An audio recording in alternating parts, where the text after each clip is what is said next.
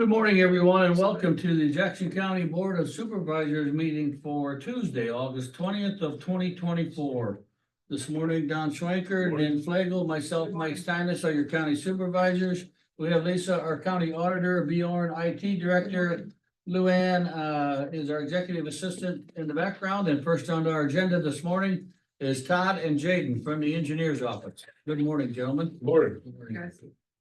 So first thing on our agenda is a resolution to appoint myself to accept all farm to market and federal aid for construction projects on behalf of Jackson County. This is a formality, correct? Yes, So move. I'll second that. Have a motion and a second to approve the resolution number 1060, 1060 08-20-2024. as presented.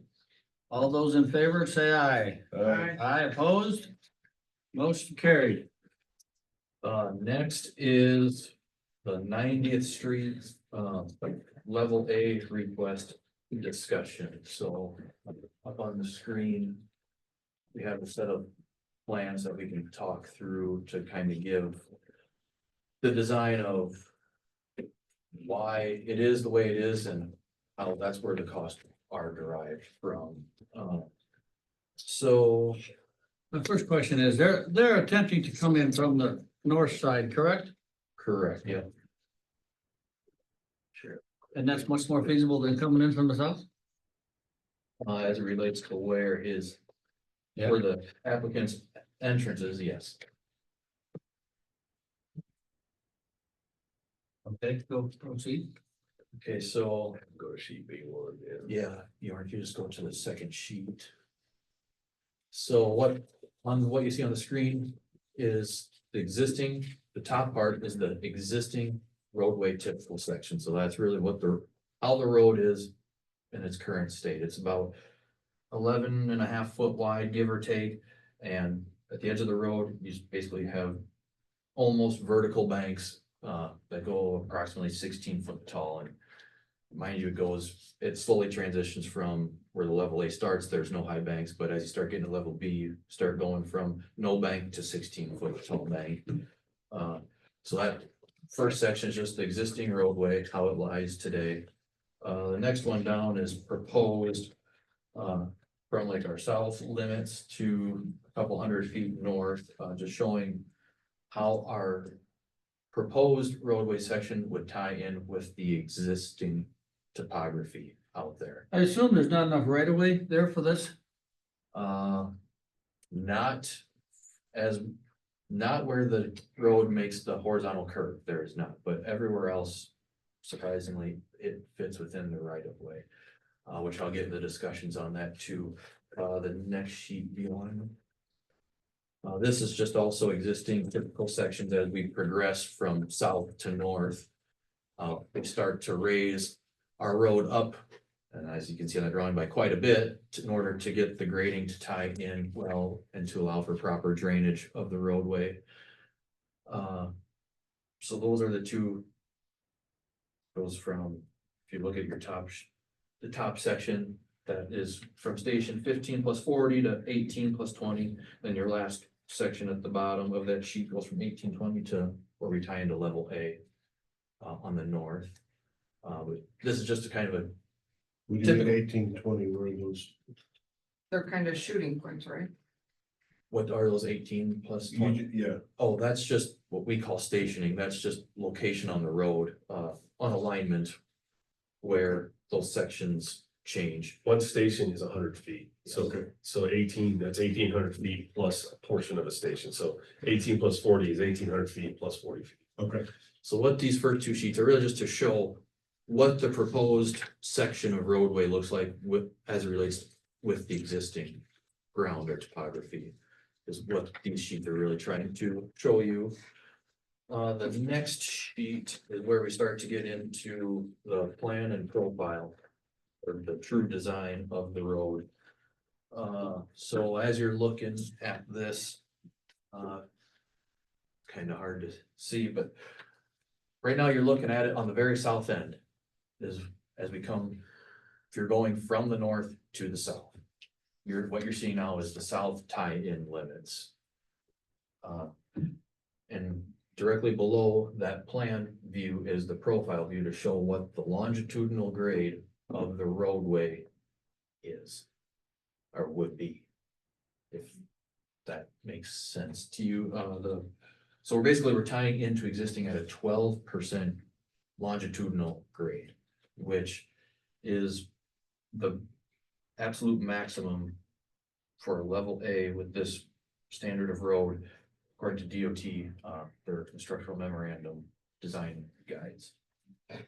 So we are within our design parameters, but we are at the very maximum limit where we tie in. But then as we start to go from south to north, the profile starts to have a vertical curve where we start to lessen our longitudinal grade. Before we go to the next sheet, I guess I'll mention on this one, I do show the proposed entrance that would go into the applicant's property, which would allow us for our secondary roads for like the grader or dump truck, our equipment to turn around and head back north, because they would not continue south down that I road. guess my question would be, can a grader or a dump truck turn around on a 12th grade in the winter time? Or would that's a lot of weight to be. They would have to chain up. I mean, we do have roads that are that, but they have to chain up to do it. I mean, it'd be But it'd to be turn difficult around to and turn take around. off and go again, is that even? But they're not to the end of it. They're not to the end of the road, by where they turn around, they'd have to back up, right? But they, They probably realistically, they probably end at the driveway. We can't, I have to have a transition from the south end of that driveway to tie into what existing, there has to be some, you have to match into existing. so he plows straight along the alignment to the end of the level A, he'd back up probably and then have to plow into the driveway, back up where he just plowed and head back out. I mean, it'd be difficult. So I'm not I guess okay when I with that. drove, I if see you're what you- proposing to take all of the growth, overgrowth and all the canopy and everything out of there. Yes, the So whole, stabilization, yep, that. pretty steep. Well, If you got a 12% grade, you don't have any roots holding anything or nothing to that effect, then we're gonna get a lot of washout too. well, and so I try to put, I don't know how familiar you guys are looking at plan sheets, but on the top sheet, I'm trying to make it, describe it in the way that makes sense to everybody. There's the blue lines on each side of the road, that would be the proposed ditch that we are showing through there, and on the next sheet. You don't see any blue lines because the way the road lies with the existing ground, we don't require a ditch there, it can actually all sheet flow on each adjacent property. Cause So the road is a high point, everything drains off from there on a private property. And he does have, like, to your point, so when he talks about longitudinal grade, that's like you're driving down the center line of the road. The longitudinal is how you're going up and over and down hills. The other things you're looking at cross sections, that's you're cutting across the road and you're looking what it looks like if you cut the road, like you're cutting through a sheet cake or something, like you're Right. looking at the road that way. So you got check dams along the ditch to handle the drainage that comes along parallel to the road. And then the others. But it goes back onto the level B after yeah, that, it will, yeah. which is going to make a mess, correct? Well, that's where the water goes now, except instead of running down a ditch, it It runs runs down down the the middle of the road. road. Yeah. Well, I've got no choice, doesn't put banks. So yeah, I have rock checks included on there, it might be on a later sheet, but I do have rock checks in that ditch, but. I was bringing up on this sheet is, there is no ditch there, so on your steep longitudinal grade of the road, you don't have a whole lot of. It's not like we're carrying ditch runoff from the road into the ditch from the far north end of the project all the way to the south, As we go from the north, we have a ditch there and it's able to sheet flow. When the road becomes a true high point, sheet flow across, so long story short, we're not carrying all of the water from that road all the way to the south end of the level B. Some of that is being shed elsewhere. Okay, when you sheet flow, what's that doing to the other properties? That shouldn't be. I mean, if I'm farming them other properties, is that gonna cause an issue for me? Can you go back, go to the cross sections of that? There'll be a couple of sheets back, Bjorn.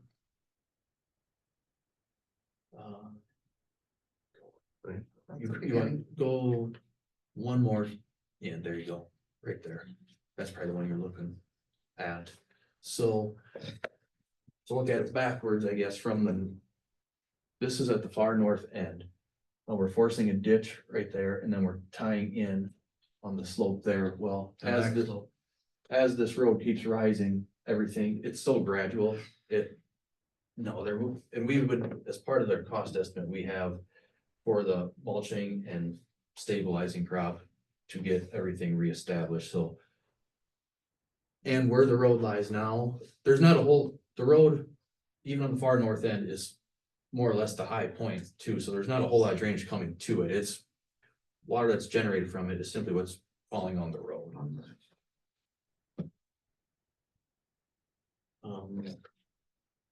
So you just wanna go over right there. So. The big thing to point out on this sheet, it's kind of split half with the prior sheet, but. One major design parameter we had to follow was the radius of the horizontal curve of that road. The existing road makes a. More or less a 90-degree turn as it turns to head south. Well. Our design guidelines are required to have a minimum horizontal radius, which what that means is we have the minimum followed here, but our road has to have a wider radius than what is currently out there. So that road is, the curve of that road is shifting further northeast from where it currently lies, which is affecting the grading. The grading then does get on and outside of our existing right of way onto an adjacent properties owner's property, which is shown. I have it called as like proposed right of way, but it's that darker bolded line Right, there. So the road itself stays within the right of way, but the grading limits cause us to get outside of, and there's no. how does that work if the landowner refuses to sell you the right of way? Condemnation? Yeah, you have to show that it's in a public, in the public interest to do this road grade. So the other thing too, to keep in mind is that this is over 500 feet long. So it's gonna have to be put in your 5-year road and bridge program. And, Jane's estimate is over the bid threshold, so. Not only will we have to program for this come fall, winter, we'll have to do a formal bid letting, like plans and specs and go out for bids, so there's a timing thing to this. This is not gonna happen like McHugh's. It's gonna take, it will be at the earliest this time next year before, if they probably even start construction. Because unless you do a budget amendment, do a program amendment, then you possibly could do it, but if you follow the normal process where we redo the 5-year program in April, that's when you could add it. And then we'd have to go through the process to have a public hearing and a letting and all that too, so. Well, obviously, we don't have a budget, no, And a large reason for the cost too is, as you can see on this same sheet, the red line is the proposed profile of the road, and that dashed line is the existing profile of the road existing. And there's quite a bit of elevation difference between those two. I mean, I think at the most, I think it's around 9 feet of fill, which sounds like a lot and is a lot. Surprisingly enough, the cross section, the proposed roadway section does fit into the right of way with that section, or it fits in there nicely, but it takes a lot of fill to get it to that section. And obviously. so, and why I have that set where I do is the property to the north, is not, the property owner isn't in favor of this, so I tried to get the profile to fit where we did not get outside of the right of way on that north property's side. I wanted to keep all of our grading limits within our existing right of way for this project to help minimize the impacts, probably isn't the right word, but conflicts, there you go. So that is really what set that profile as I come off of the level A part from the north and work south. That kind of setting my elevation of the profile is to keep the grading limits within the right of way on the north, from the north side. Okay, ma'am, you wanna identify yourself? I am Darcy Effenheim, and I was just with an adjacent landowner. They had agreed to let the watershed onto theirs as long as it's not in one space, which makes sense. He just wants the whole thing, so I don't know which direction of the road. Coming from the south, it'd be on the left. It would mostly go that way as well, like, they have agreed to that. Would that be the David Johnson property? Yeah. Going south, yeah. Going south. And on that property on our side, we are sheet flowing, the drainage onto his property.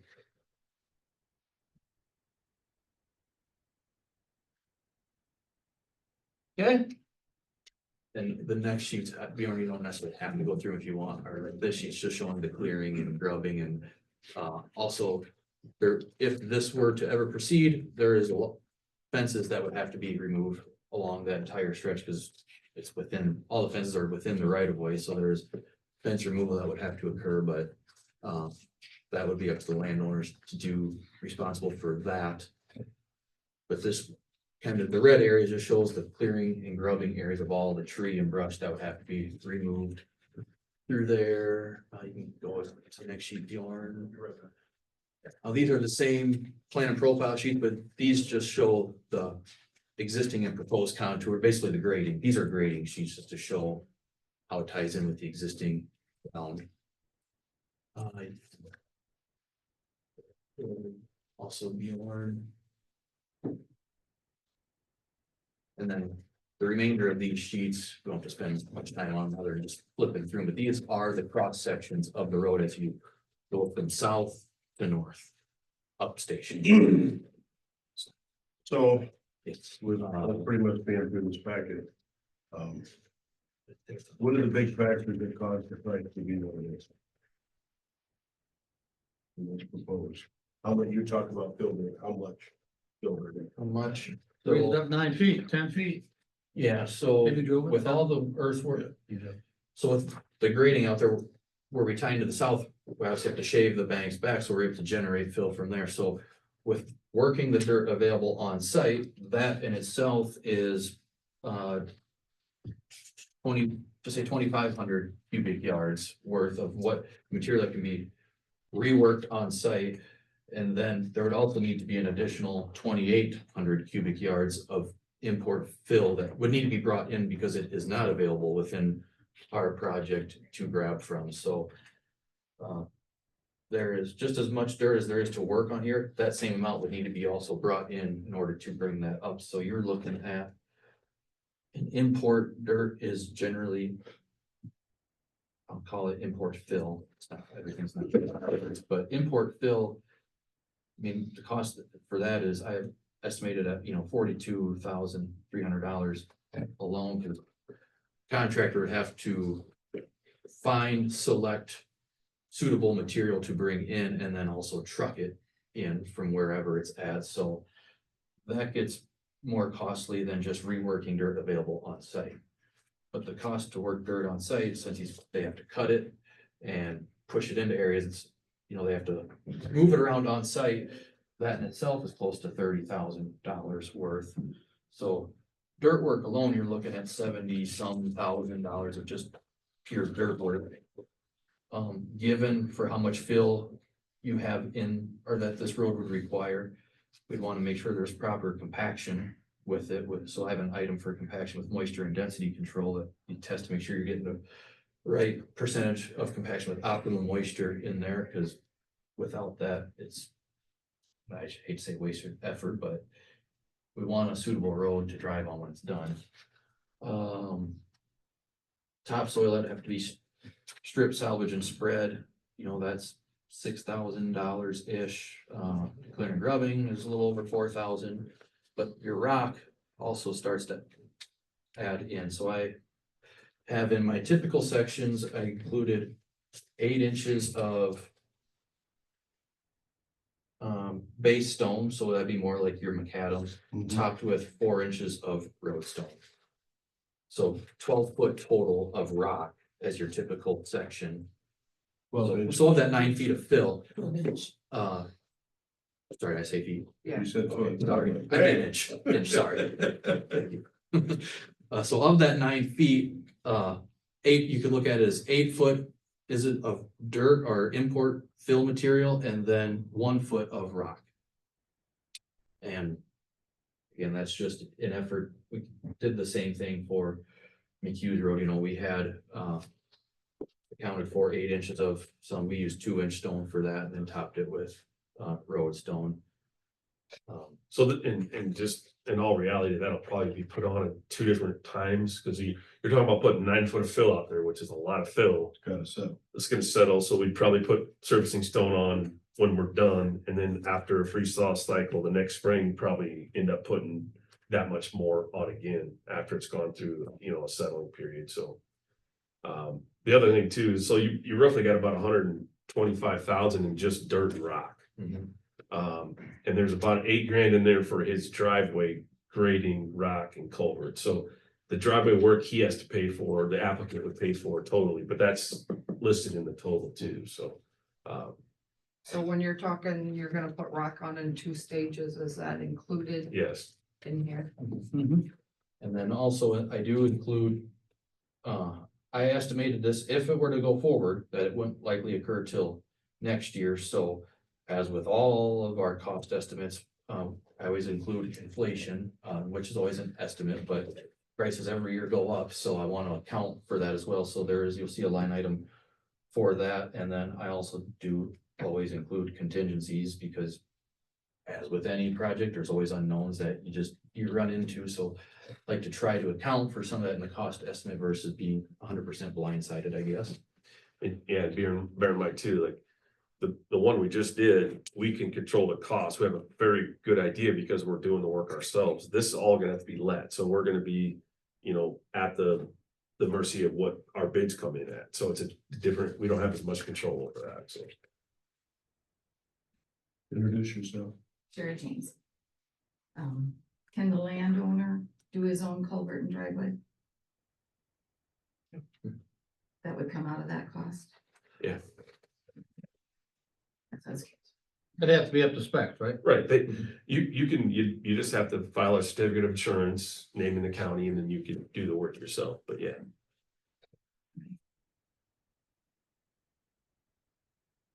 Okay, what's the next step? So the next step would be,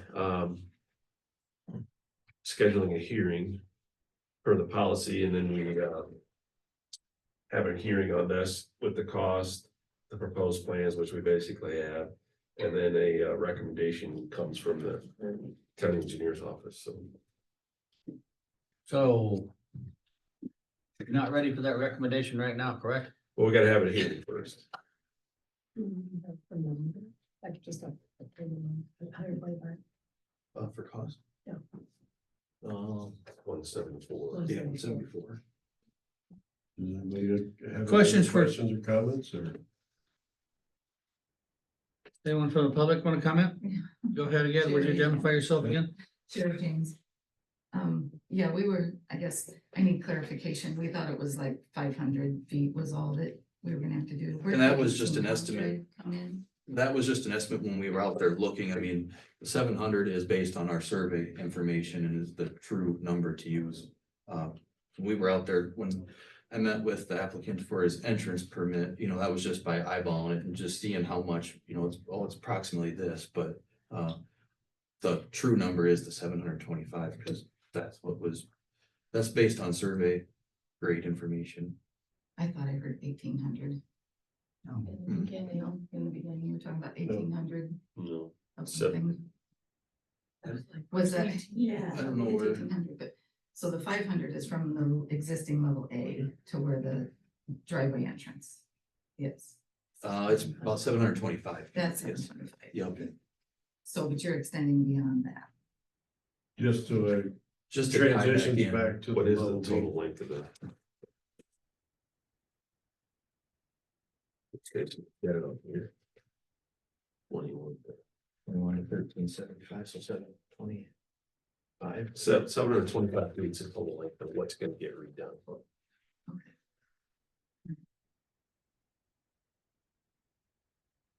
Okay, any other comments or suggestions, questions?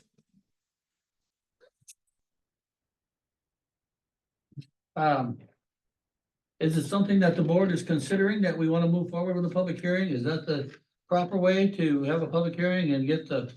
I think you need to have, schedule a public hearing, make the presentation, and then after the public hearing, if you wanna vote or do whatever to accept the application and move forward or not, that's the time to do it after the public hearing.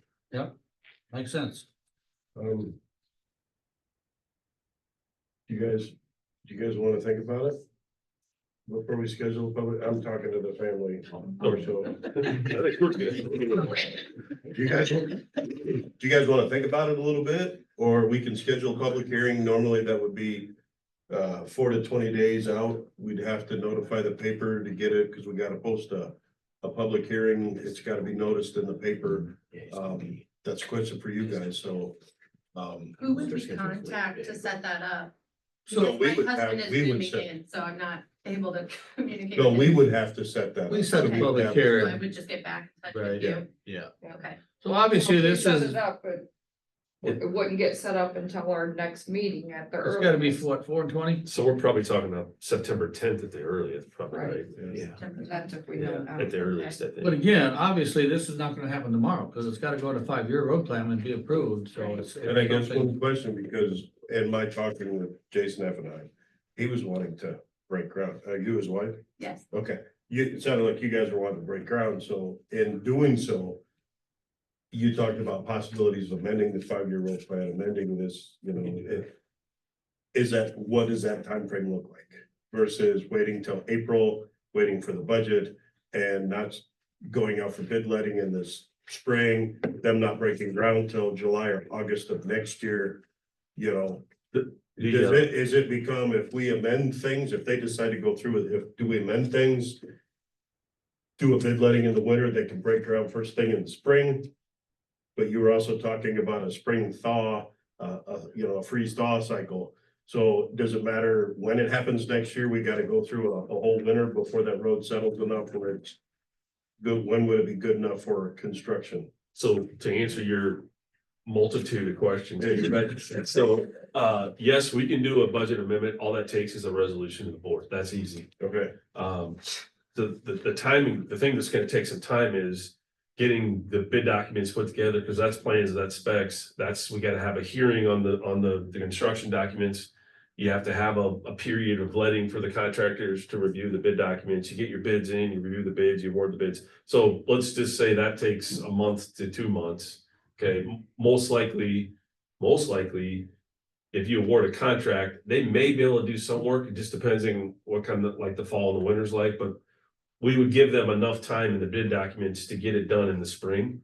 But they could start in the fall if the fall's doable kind of thing. They could do maybe some of the clearing and grubbing too, but so that part is. You could do all that. Yes, you could give them till the spring. And if you wanted to, they'd say they get it done next spring, let it go all summer, and then you could probably apply the rock again. Whatever that is, spring of 26, if you wanted to. As so if well. they get all the work done in the spring, could people drive on it to Yeah, build a house and all that kind of stuff? yeah, we're still gonna put servicing stone down. It's just, we're gonna save some of that cost that we had in there in Dress it reserve. back up when Yeah, it settles and all that. yeah. So what we would probably do there is we would not put that on the contract, because I wouldn't leave that money out, like for a contractor waiting for a year to come do that. We would just do that ourselves, and then we'd put that in the agreement where they would bill us. We could get reimbursed for the new 400 or 500 ton we put on. Okay, So we could handle that in the agreement. so But I'm gonna say rushing that, by doing that, that could also increase the cost of your contractors by you saying you want this done. No, but that's why that's we would time. leave them the spring. we'd give them the option to do it in the fall, but we'd say we'd want it done by, say June 15th or something. We would have to pick a construction date, but I would not say, hey, you need to have this done by December 1st, because then you would be paying a premium for it. Just like we did with 308th Street. I mean, because more than likely, most of them contractors probably have things lined up for next, or are working now to get things lined up for next year's. Yeah, and the nice thing is, Plan. for a contract, for a dirt mover, this is a very small project, right? Right. So this might fit well Kind into of a their schedule downtime. at the It end of the could, year, yes. yeah. So, and part of the reason for the grading and everything is the extent of the work that needs to be done. It's not even considered a reconstruction or an improvement of an existing road. It's considered a new road. Yeah, the way the DOT, their parameters are, any kind of grading or improvement of a road that's longer than 500 feet is considered new construction. If it's considered new construction, then the bidding laws apply, which that's why we're talking about going out for bid and stuff. I got a question. I see as one of the adjoining landowners, is in a conservatorship. Is that something that needs to go before the courts? If something need to be approved there because of that? I don't know, that sounds like a John Key's question to me. And let's say, I think in that there was only the question of like a little pie shape come down by the driveway. I think that, I got a call from the person that lives on the conservatorship's property, and she said there's just a little question. I think if you just avoided that little, whatever it is, then I don't know if it needs to be, but that would be. We're not getting. We would have to deal with it. No, everything that's in our existing right. So the way, we shouldn't have to deal with the conservatorship, because we're staying out of that property as far as, we're not, All of the construction is within the existing right of way. Okay, Along that. right. except for the south side. Correct. Okay, well. You guys like us to hold off on setting this to a public hearing for a week? well, the earliest we could do it is No, September I know, 10th. just making the decision Making whether the to send it. decision to go to. Or do you want us to just send it to a public? That's where I'm asking the fan. So you understand that also on like level Bs, we also have a program that we will, if you purchase the rock, we will haul it, correct? One time. Well, I mean, this is just for rock, this is not a lot of improvements and. I mean, nothing like just what we're talking about, we're talking about if you're gonna rock it. I mean, if you're gonna live there, to me, the biggest issue is, yeah, we could haul rock, but it's snow removal. This thing is a snow trap. A lot of Right. this is a bathtub. Yeah, honest to God. Yeah, so it's more the snow removal and access in the winter would be a concern, I would think. And that was brought up before too, the maintenance on this thing is gonna be.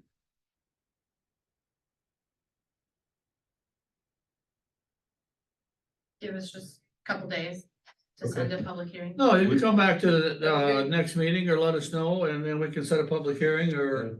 Why don't we put on next week's schedule the possibility of setting a public hearing? That'll give you a week to kind of ask any other questions. I know Jason's listening, if he's got some, or let us know. If you have any questions, you can give me a call if you want. Thank you. All right, thanks, guys. Anything else on your agenda? I can just give you a quick update on projects, quick. I don't know if you got anything. for that quick. Concrete's more. Yeah, so this week they're pouring concrete as we speak on Y61, the intersection with 62. They'll get that 600-foot, 22-foot main line poured today. Once they get cure time, they'll come back and pour the radiuses. So we're on the very tail end of that project. Fog seal on Z15 is happening as we speak right now as well. That's, It's from Springbrook city limits to Highway 52, Z15, oh, 362nd Avenue. the whole thing, 7 miles? 6 something, yeah, Yeah. fog Okay. seal. So, Pavement preservation. Yeah, I like it. so that's occurring right now. Is that the one that goes north out of Yes. Springbrook? Yeah. Up to just south of Bellevue? Yes, Yep, it but was if I just stay resurfaced. Look at the trees on that. That's on the list. All it takes is money. It's on the to-do project. So, And then next week, either Monday or Tuesday, 184th, the bridge will close and construction will start on that next week. Someone started putting. it- Progress. Last week, or this week, last week. Yes, yeah, they started mobilizing some stuff Yep. in. Cool. And then they're gonna, plan is when they finish that, they're gonna go right into the day laborers, Yes, yep, Cool, thank you much. so that's where we're at with the project. Thanks, guys. right? All right, so we are quickly approaching our visitor and citizen section. Or 9:15 time frame. So, is there any visitors or citizens here that would like to approach the board this morning? Would you please come forward and, Introduce yourself. introduce yourself? Have a seat if you want to get comfortable. David Stevens. Morning, Dave. This is about the wind turbine in the meeting last night. You were there. There was a lot of confusion, I thought, on kind of everybody's part.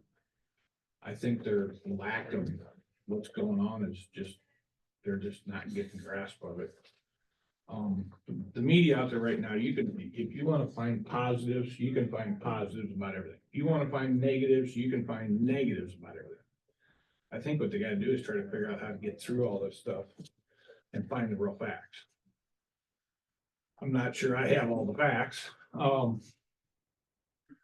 The other day I read an article on my news feed that, Iowa State University finally got a breakthrough on a dairy farm in western part of Iowa.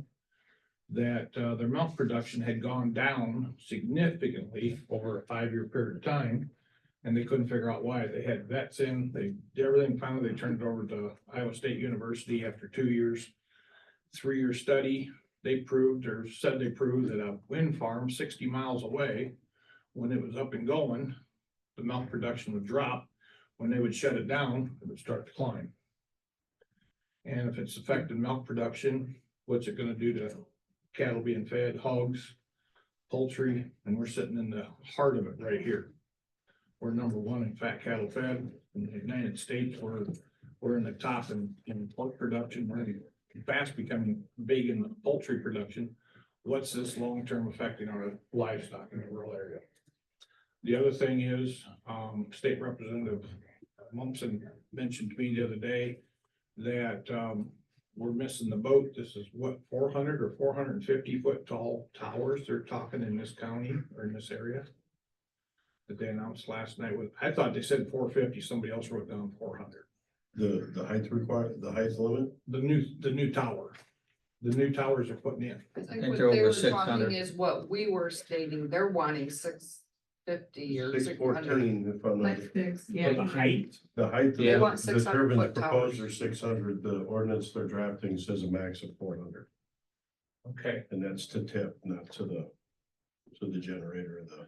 And what he brought up was, and I don't know where he got his information is, what's that doing to our wind turbulence in our upper atmosphere, mixing lower turbulence with upper turbulence? How far up is that pushing the air with these giant fans?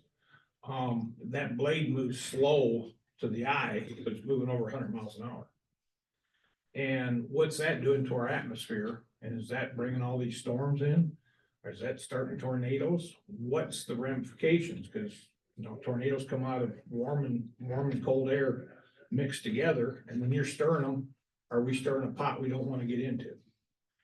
And these are other things that, there's so many questions out there that nobody seems to have the answers for sure. That I just think they're way out of place on it, that just, we gotta answer questions first. Oh, we are, yeah, and I agree with you, Dave. We're trying to compile all the information that we can Yeah, I on them. realize that. We've talked to a lot of different people. We talked to we're talking to one of the universities now about doing a study on what it does to our well water, if you will. Under stress or into the bedrock, if it has any effect on our water supply. So again, we have a lot of migration. We're close to the river. We've got to consider a lot of different things here. So, yeah, we I are agree. compiling information and hopefully we can come to a consensus. We still have to respect the landowner's rights also. So again, we're in I realize it's a tough. touchy situation. I'll say that. The other thing is, I live next to a state park. You wanna come visit a state park? Look at our beautiful wind turbines. Aren't they beautiful? Right. And the other thing is, the underground caves we have in our area. I can name 5 neighbors that when we get a certain direction wind, their wells whistle. They're literally dug through caves. And it's all over that country. When they start putting these monster structures into our cement or into our limestone beds underneath, what's that gonna do to some of these underground structures? And cause there's a lot, it's a honeycomb system up there, and there's a lot of things that can happen just because of that stuff. So those are Yeah, the no, I things. mean, vibration, we're talking vibration to Yeah. the bedrock, anchored to it. I guess, yeah, there's a lot of unknowns. I don't have the number or what the benefit, what do they really generate? I don't have that information. I don't think I have. Everybody was last night was talking about the ones at Delaware. I drove back past them now for the last 7 years going to the rodeo up at Edgewood. And this year's the first year they were all turning. Now, we were up there one night for supper and lightning strike hit. And they were out of power for 2.5 hours. We had to postpone the rodeo to get things so they get the speakers up and going. But literally the whole community was blacked. So whether it hit a tower or what, we don't know. All we know is we were eating supper and all of a sudden the restaurant went dark. But, Well, we sure appreciate the concerns and again, keep abreast of future meetings and we try to compile information and get it out there. We take a recommendation or we take information from the zoning commission, if you will. And They was listening to us. But they've been given a lot of information that they're reading through also. well, they have a job to do too. And again, be I respectful understand. of what their job is and landowners and whatnot. So we have to be, is there anyone else online that would like to comment? You know who we got there? The phone number? Well, they said Jason Effenheim from the. Yeah, but he went off. But So, yeah, Dave, well, it's a process. We're still going through it. We have a moratorium on it, you know that. So that expires Well, that's kinda then, why I just wanted to voice my opinion. Sure. Let people know. and there'll be plenty of opportunities for that There in the was a future. lot of other people that of course can't make it because of work. and different I don't know what happened at the meeting, but I understand that maybe you weren't allowed to, the public wasn't allowed to speak, and I guess that's part of, avoiding chaos. If it's on the agenda for public comment, yes, I would say yes, so I guess I don't know how they, Yeah. how do you normally decide yes or nay or public comments? That's, the commission's call. Okay. The chair and co-chair made that decision. One other thing is they had a comparison last night to anhydrous ammonia tank to a windmill. I don't know if you guys know much about anhydrous ammonia. They were worried about a cloud of it. And it would be a short-term effect at the most.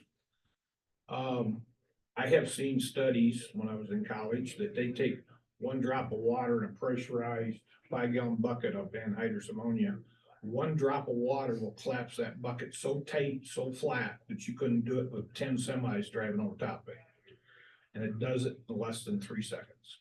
I mean, and it's gone. Water will take care of anhydrous ammonia, and that's a short-term basis. Windmills is something you have to deal with every day. It's there, continuous. Yep, again, Dave, we appreciate the information and your concern, and we will keep abreast of what's going on here and keep your eyes and ears open, and Okay, any information you can come across, we'd be glad to take into consideration. okay, thank you. You bet. Thanks, Dave. Yep.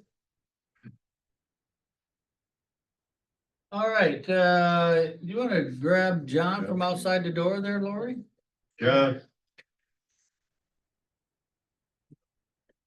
Next on our agenda is Mr. John Keys, our Jackson County Attorney. Good morning, John. Morning, supervisors. Thank you for putting me on the agenda. I'll be brief. I did include a couple of handouts. What the proposal is that right now the county attorney's office does not have what we call a case management software. Most of the county attorney's offices do. 70% of them, including the AG's office, have gone to something called PBK, called Prosecutors by Cartel. It's a case management software that essentially allows the office to go paperless. It pulls information directly from the officers when they input it in their tracks program, right from EDMS, the clerk's office. And it integrates it all. And so you just bring your laptop into your courtroom. It's got all your timelines and everything organized. It's essentially a database. It can also have the ability to recreate common forms like trial information, charging documents, motions. It allows us to share information, and it would replace the iCrime program, which is a discovery program that we're currently using.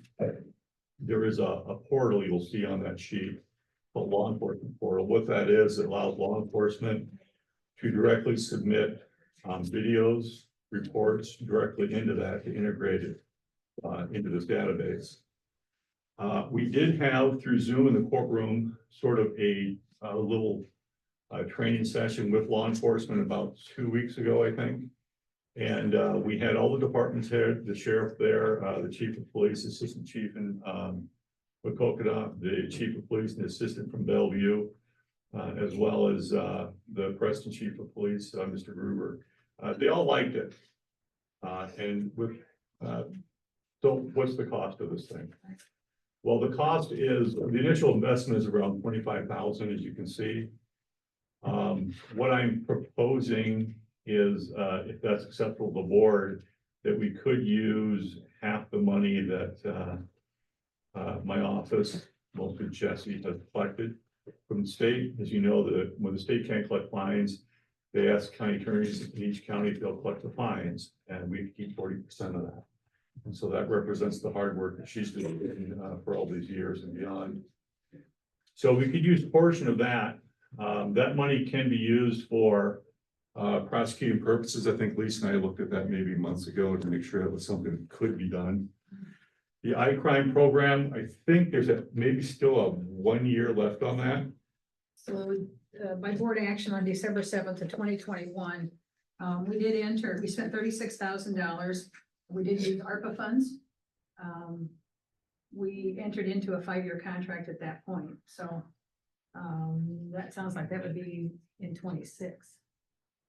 There I will couldn't be, find the actual contract. We don't, you know, I couldn't either. okay, as I said, we have nothing in our office for the contract. Yeah, I suspect it's probably digital somewhere. I was gonna call them. What we do think is that there will be some overlap. But some of that overlap is a little bit desirable. Right now, all of our videos are in this iCrime database. It'll take a little while to transition that into the new database. So essentially what we're gonna be looking at is the maintenance cost, which you can see in the current fiscal year is a little under $10,000. I think with what we get and replacing the iCrime Fighter program, this program, which has enhanced capabilities, I think it's a good deal for our office and for the county. I think it's pretty cost effective too. We're really not asking for more money. We're asking for the ability to spend this money in the office as I proposed. There's also those optional things in there are something that we do want. We do want the law enforcement portal, and we do want the service, the $500 service contract. I was in Clinton County when they transitioned from Pro Law to PBK. And they were there when you called and you had a problem to train people to fix things. And the prosecutors and the staff really liked it a lot. You said out of the 25,000, half of it will come from the fines you collected from the state fines you collected? Or- Actually, all of it could. We have 50,000 in a fund right now. Well, actually, there's two funds. There's two funds. One has 46, the other has 11, I think, thousand. 46,011 as of the end of June 30th. So you've got, it would require a budget amendment though. It would require a budget amendment, of course, which is why I'm here. I wouldn't I spend that think money. you offered part of that one time when we did the door thing and I don't think we needed to use that at that time. That's exactly right. So was my question whether we can do it in the budget if there's an amendment or however. I guess I can't tell you how to run your office. If you're telling me this is gonna be enhance your capabilities, I have to somewhat believe you. It would, and I backed that up with 70 of the 99 counties in Iowa have gone to this, including the Attorney General's office transition last year. So So does that make interaction much easier too then for the fact that, yeah, 100%, when we have a large case or a big case or? they could get on any computer, log in with their credentials into a secure portal and look at the entire file and all the discoveries. Okay, when you say they, I wanna know who they is. I don't want everybody looking. The AG's office, the Attorney General's office, if they were in on a case. Yeah. Other than that, it's just I don't myself, want the poor Jesse, country and looking at John them. Brackey. Yeah, Well, I don't see a problem with doing a budget amendment if you got the If you means to got pay the- for it. Yeah, if you got the pot there to draw from, It comes out of your, yeah, out of your cash flow and out of your. and I think that's a good use of that money, those what you've been. Like you said, you're gonna have some overlap. I mean, are we double covered per se, or do you want to, I mean, you'd like to do it right away, is that correct? I would like to get it in this, as close to after the beginning of this fiscal year as possible. We can start training on it. And we can transition from the anti-crime database to the new database. We wouldn't lose anything, we wouldn't risk losing anything. Okay.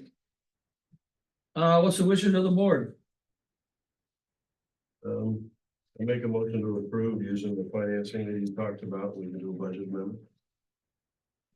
And that's gonna be 100% of that financing through there then. I second that. I have a motion and a second to approve the move forward with the case management software as presented, and expenditures as agreed. All in favor, say aye. All right. Aye, opposed, same sign. Motion carried. Anything else, John? That is it. Thank you, board. You bet. Thank you very much. You bet. Have a good day. Thank you. Brent Kilberg, our Jackson County Sheriff. He's still here. Good morning, Brent. Morning. Beautiful day. Yes. The whole year worth of this stuff, so. Introductions? Yes, I'm here to, in the interest of speeding up a little bit this morning, I won't raise the difference between the distinguish between the sheriff's office and the other law enforcement agencies, but I'm here to introduce Shane Nixon. He's the chief in Seville. He's succeeded there, so I'm gonna Shane. You guys actually already signed the certificate. I just want to show you that. He's our newest part-time deputy sheriff here for the county. So I just wanted to introduce him and get him sworn in. Shane is currently the police chief of Sebula. He lives in Clinton with his family and two children who keep him extremely busy. He attended Clinton Community College as well as Western Illinois Online, where he majored in criminal justice and business management. He's been a law enforcement officer since winter of 2006 when he began as a part-time officer with the city of LeClaire. He then went to work for the city of Comanche and currently is the chief of police here in Jackson County in Sebula. Shane was given an opportunity to be a part-time deputy for the Jackson County Sheriff's Office and is proud to have this opportunity to serve our county. He's the owner of Millennium Taekwondo, chief instructor, and an 8th degree black belt, master in Taekwondo, certified through the World Taekwondo Federation. He's the CEO of USA Martial Arts. He has studied Taekwondo, Tang Soo Do, Pretty close, sure. Kung Fu Lawan. Brush up on your language. You better correct me here, No, you're good. Cook Sue one. Yeah, you're good, Chair. Krav Maga, Krav Maga, yeah. Filipino Kalai, Yep, Kelly, yep, Kelly. and Ernest. and harness. I'm not as well versed in the martial arts. Shane travels the world to places such as South Korea, England, Mexico, and Scotland, as well as the United States, where he trains, teaches, tests, and leads martial artists in the pursuit of excellence. Over the years, he's held duty positions such as evidence technician, evidence room custodian, fleet manager, field training officer, hostage negotiator, tactical team member, community liaison, GTSB grant coordinator, senior officer, and patrolman. In his free time, he likes to spend time with his family, work in his yard, and work on improving himself mentally and physically. So, welcome aboard, Shane. I know you're gonna read all that, sure. So we'll have you go up by the flags up there. Thank you, sure. Brent, I'll swear you in. Welcome aboard. I do. Yeah. Yeah, if you go up by the flags there and raise your right hand and I'll swear you in quick. There.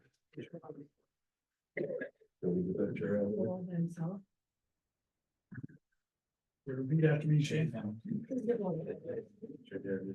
I, Shane Nixon, I, Shane Nixon, having been appointed Deputy Sheriff of Jackson County having been appointed as the Deputy Sheriff for Jackson County under Brent Kilburn, Sheriff of Jackson County, under Brent Kilbert, Sheriff of Jackson County, do solemnly swear that I will support the Constitution of the United States do solemnly swear that I will support the Constitution of the United States and the Constitution of the State of Iowa, and the Constitution of the State of Iowa, and that I will faithfully and impartially, and I will faithfully and impartially, to the best of my ability, to the best of my ability, discharge all the duties of Deputy Sheriff discharge all the duties of Deputy Sheriff as now or hereafter required by law. as now or hereafter required by law. On board. Thanks, Sheriff. And I forgot to introduce the lovely wife, right? Girlfriend, sorry. Pretty much white.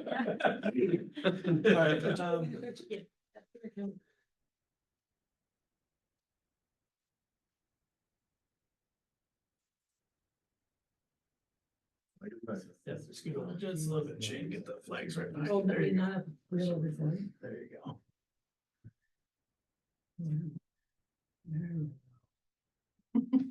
Thank you. Picture. Congratulations. Yeah, there Thank was you. a second. Thank you. Appreciate it. Let me get a picture with you too, Shane.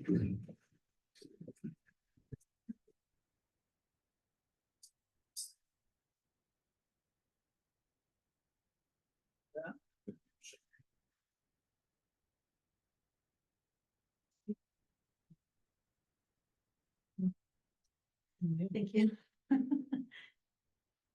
Okay, awesome. Gentlemen? Thank you. All right, perfect. All right, thank you. All right, thank you, Sheriff. Yeah, Appreciate it. thank you. Thanks for the opportunity. Yes, thanks for coming out. Make sure. Yeah. Thank you. Yeah, thank you. So other than that, that's all the business we had. Except for I'd like to thank Bjorn back again for this morning. Late last night going out, they had a river rescue that originated in Dubuque County. And our deputies got called out, Sergeant Beck got called out, and our other deputies were working with the Bellevue Fire Department and the Dubuque agencies too. And Bjorn headed over that way to help with the drones and help search for the guy. And luckily they found him stuck in mud in one of the sloughs, so all worked out. Yep, So. well Anything done. else? Yep, thanks, All right, Brent. Sounds good. All right. Ruth, is Ruth here? Ruth is our Jackson County Veterans Affairs Administrator. That's a good thing. Good morning. Good morning, Ruth. Good morning. I will be very brief and. Do you have any reports other than the one you have in your hand? No, these are actually just my notes. That's fine. That I brought. So, Trish and I completed our trip training, so we're done with that. We're waiting on our basic benefits course end of September. And then we will be fully certified and ready to go. So we'll get our PIV cards and be able to access the VA system that we need to do claims and check on those kind of things. Our home base Iowa signs are up. I don't know if you've seen them on the highway or on E17. I read in the completed secondary roads bill that they were up. Yeah. They look nice. The celebration event will be held on November 6th at 5 p.m. and it's going to combine with Wednesdays are possible. So it'll be good. All veterans march in the fair booth were very successful. I don't know if you saw them in the parade, but it was really neat and you were in the parade too. Our office staffed the fair booth for 19 hours during fair week. So we were able to keep the office open and we traded off who went to the booth. We handed out t-shirts and giveaway things and talked to a lot of people and just kind of made connections in the community. Tried to tell people where we were, what we offer. We should be receiving our state allocation funds soon. I had an email that the checks were sent out on August 16th. We also received a letter just basically telling us how those funds are to be used, pretty much the same as last year. So not a lot of changes there. We currently have 68 open claims for Jackson County and 412 veterans that are receiving benefits in our county. So that's good too. Fall school, Department of Veterans Affairs Fall School, they are going to hold classes for Veterans Affairs Commissioners and Board of Supervisors members. So I emailed that out yesterday, just the information if you are interested in attending. Was that in Fort Dodge? I read it. Yep. Yeah, Fort Dodge. Yep, it's at the Freedom Center at Camp Dodge. So for the Veterans Affairs Commissioners and Board of Supervisors members, the training is on October 14th. And then there's also a welcome event the night of October 13th. Fall school for CVSOs is October 15th through the 17th. So same week, just some different days. And Lucy will be attending that fall school this year, so she will be there. That's pretty much all I have. If you have any questions about. No, we appreciate the update and what's going on and what's happening in the office, and updates every once in a while is nice, and we know that running smoothly. If you have trouble and you need something from us, I guess you have to let us know. So Yeah, it's nice to see you getting out in the community, because as many as you say that you serve, it's amazing how many people don't know. Still- Still Oh, don't know. over here, right, or where we're located, they still think we're in the basement downstairs. I'm like. Appreciate So it. keep it up. Good job. Thanks, Ruth. Thank you. Next ahead. Yes, have a nice day. Thanks, Ruth. I don't want to hold up Lori here. I know Lori's still here from a previous part of the meeting, or is there anything else you need to do yet, Lori, or? I was, when I walked in the door, I'm told to be in the supervisor's chambers by 9:15. That says all I know. That was for the Kind of windmill visitors. thing. Okay. You want to introduce anybody? I would love to introduce that. Come on up. So this is Becca Fluha. She is our new administrative assistant in zoning. And she has gelled very well. She's learning how to read minds and hieroglyphics. I have one question about last night's meeting, and this is to you. Yes. Were you actually typing like a verbatim what everybody was saying on the computer as we were going through the meeting? Not verbatim, but anytime when I was trying to read the hieroglyphics Yeah. and people's minds, that's when I would do some typing. So every now and then I did do some typing. Oh, yeah, I was like, good lord, Yeah. it's like, you're gonna do like a transcript. It was awesome. Worked for the courts before, yeah. We'll weed out. Yeah, Probably a lot, Yes. but this way at least it was staying fresh in my mind. yeah. Mhm. That was- So you're good with Becca? Yes. And Rebecca is your given name, is that correct? Correct, Okay. yes. Rebecca or Becca, whichever. And Fluha, That's I will correct. destroy that. sometime. Sure, you don't even try to spell it. I'm like. I know you're way off to a better start than you were with Ruth. Oh, yeah, that's okay. Well, welcome aboard. Yes, Welcome. thank you. Yeah, welcome. If you need anything you. from us, Congrats. don't let Lori give you too hard a time. Okay. Oh, gosh. It's not as scary as people make it out to be. Good to know. No, we haven't gone there, so Don't listen to them. I haven't called you scary. Will you be in the office later? I had a couple of points I wanted to bring up last night. Okay, thank you. I wasn't And sure good why I luck. would need to Thank be you. here, so I was Welcome like, aboard. oh my gosh. No, it's not. So yeah, come see me, but I'm planning on leaving here by. Okay. Oh, it's gonna be before I go. All right, I look forward to this. Okay. It's done. Okay. We are moving along and we're to Lisa Smith, our county auditor. I Good will, morning. I will yield my time to John. Okay, so we will move down to John Hanson at Midwest Construction. He's here to give us a report on the law center. Good morning, John. Good morning.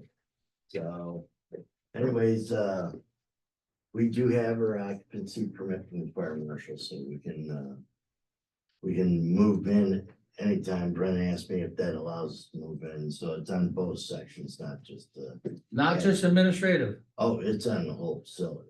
Okay, we can move in, but we can't occupy prisoners. Is that correct? That's correct, till Devler issues you your occupancy permit. I've copied y'all, I've sent him all the certifications he needed from me. And he was asking me about the kitchen, and I said, there's no special form, you just need to take it up. But we have a full occupancy on the whole building. As far as fire marshal's concerned. Fire marshal, but not the jail inspector. That's correct. Jail inspector indicated he's waiting for some of the policies and procedures which Andrew had sent in a while ago. I don't know if he said he didn't receive them or not, or I don't know what that conversation was. The construction portion of it passed, you know, as far as dimensional, and he tested all the toilets and stuff like that. So we're done with construction, we're done wiring, we're done cameras, we're done? I want the cameras up and rolling and everything rolling. They said Absolutely, that's what I mean by done. Yeah, that's not done. That's the only thing that is not done. I will be issuing the occupants a substantial completion forms based on occupancy on the 24th, which is this weekend. For most of the contractors, but not for the security electronics. So, but they're supposed to be here today and be finished by the end of the week. I have HVAC training and controls training. I'm coordinating with Andrew, scheduled for next week. So, and fire alarm system, I'm trying to get that scheduled for next week. And I also told them as soon as they get done this week with, I told them I want to see all the cameras scrolling, all the monitors unwrapped and everything. So that we can get a full occupancy and with Delbert and then I told them to set up the training. So I'm working on training and stuff, and I'll be back and forth from here to Pocahontas. There's no sense. I'm finishing up. I finished up all the touch-up painting up front from anything we did or whatever. And so I touched up everything and correctional center today. And then I'll be waiting until I get a call back or something. So what are we setting up for? Any questions for John? Did you talk to Delbert yesterday? I emailed him this morning. Okay. I talked to him yesterday. Did you talk to him? Yeah. I sent him an email, he called me back, then I asked him to kind of summarize in an email what we talked about. And it says, this is the pre-inspection report. Seeing the following, policies and procedures have been received and they've also been reviewed and approved. Then he says documentation is still needed, provided including the generator, state fire marshal certification, fire alarm, sprinkler, kitchen inspection, evacuation, fire extinguisher training documentation, a 20-hour jail school, pest control company, and copy of license, current dietitian's approval letter. He said he's got the generator, the fire alarm has been received.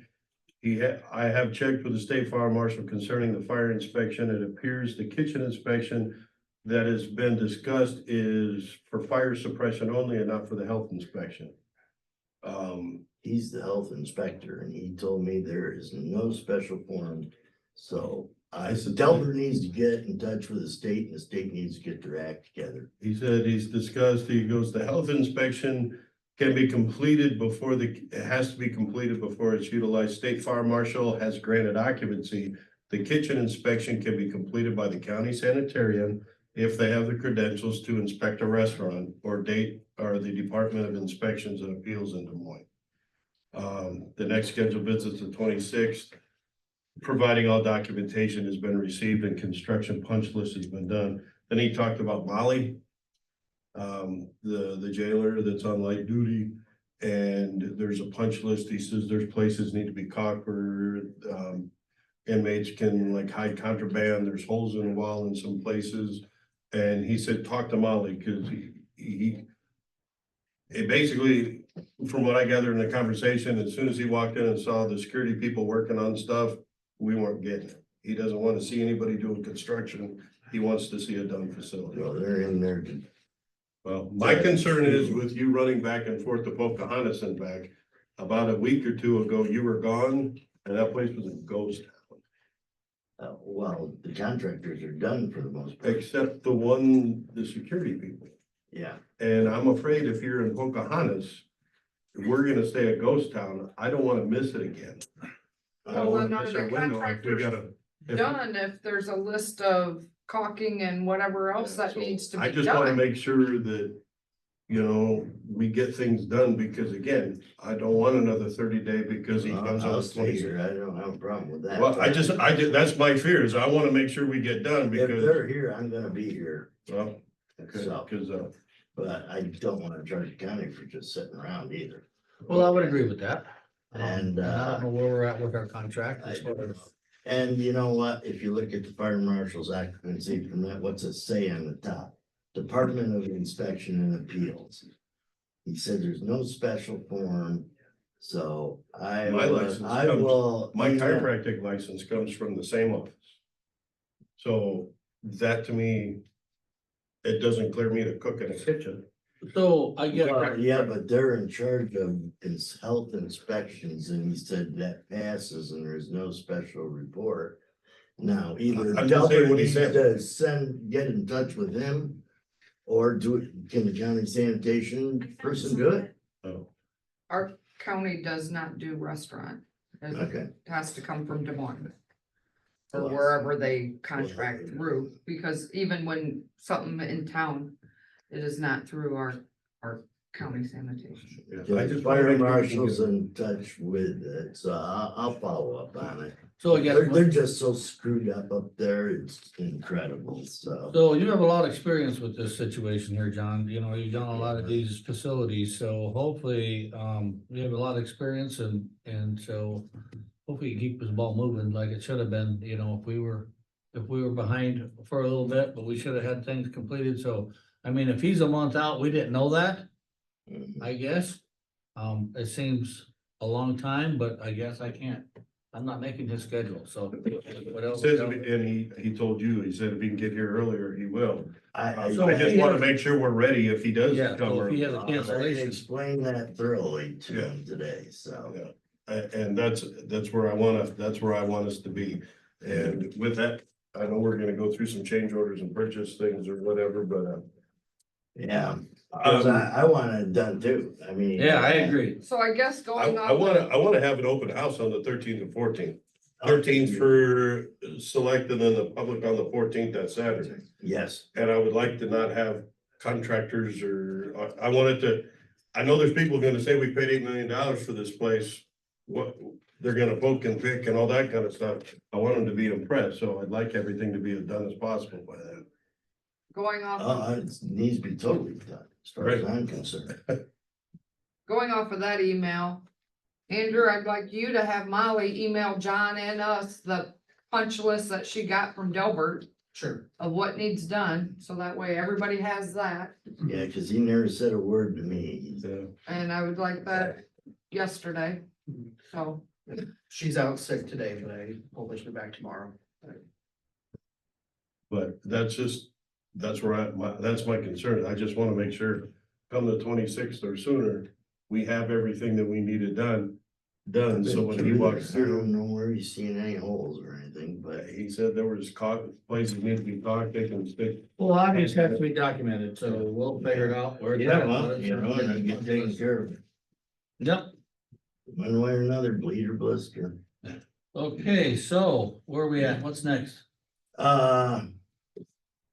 I have two change orders that, we need to approve. And we've already discussed them once, so.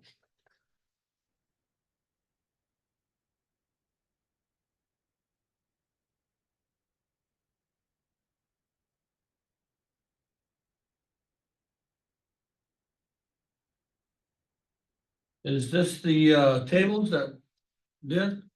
No, this is the vehicle sally port. Oh, the floor? Flooring. And damage that was created by some of the contractors we had in there. Doing the wiring, the furniture and this and that. So basically. We have provided epoxy flooring in the vehicle side port in lieu of the sealed concrete. It was 6,200 and some. And I told you I tried to get it down. We got it down to $5,800.40. So we did get it down some.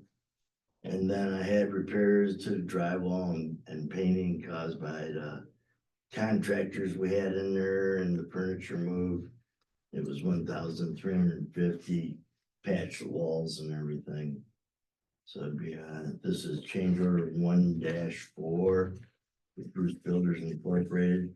This would be the final change order for them. And I have incorporated it into the cost recap. So I guess it'd be our recommendation that we go ahead and approve change order 1-4 in the amount of $7,150.40. Any questions or discussion on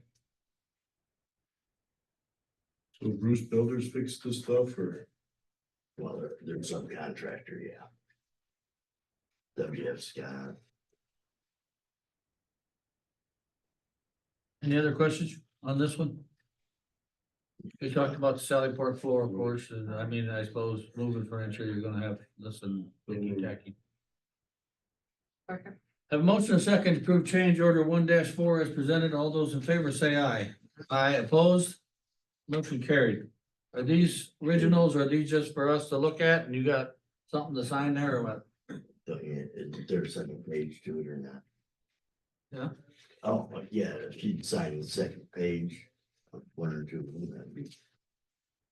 appropriate. You can sign it.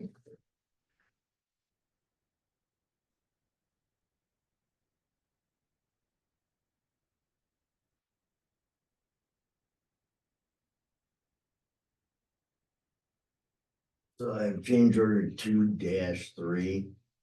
And it's to supply and install 6 stainless steel 4-man tables for the maximum security cells. And move the 1 6-man table. When we did the expansion, of course, we added 6 more, so we need 12. Seating for 12. To supply and install those tables was $13,740. So that was not included in our expansion bid, No. because we knew we needed seating.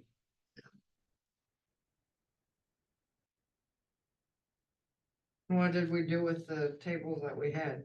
That was credited towards this. So you said we need seating for 12. It was on upper level plan and he missed it. We need seating for 12 and you want to supply and install 6 stainless steel 4-man tables. That's seating for 24. You got Yeah. two measurements. You got 2 maximum security areas, the east side and west side.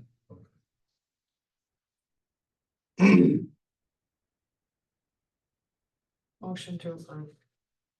Second. A motion and a second to approve change order 2-3. As presented, any further discussion? He's in, install the red. They're installed, one's gotta be replaced because it was damaged. I noticed, so they gotta replace that one. And when's Oh. that gonna be? They haven't ordered. So as soon as it comes in, then they be down to get it installed. All in favor, say aye. Opposed? Motion carried. Thank you, sir. There's 2 there. Is that enough? Yep. Suffice? Are you gonna give me a set assigned? Do I get it? Well, when I get back to Yeah, the okay. computer, Yep. things, put other Okay. two signatures. You need another set? Nope, I'm good. Okay, so. I think I'm gonna cover the pay app and then I have 2 other things to cover. So just so you know, John, I gave them the front copy of the pay app, so Oh, they have a copy in front of them right now. okay. Yep. Well, I got lots of them. You got yours. Yep. Okay, so I wanted to bring us up to date on where we're at currently. I think that question's been asked a couple of times. Originally, we'd estimated about 900,000, I believe, wasn't it, Lisa, on the expansion? So, I'm just gonna go through it. As far as 1.6, the architectural reimbursable allowances. I credited back to contingency $5,340.20 that wasn't used. So that went back into contingency. As far as 2 for Midwest Constructions.